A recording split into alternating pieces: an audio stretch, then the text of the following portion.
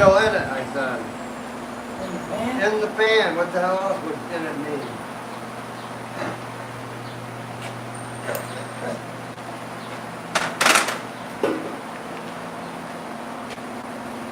Now lift it back up and see what falls out.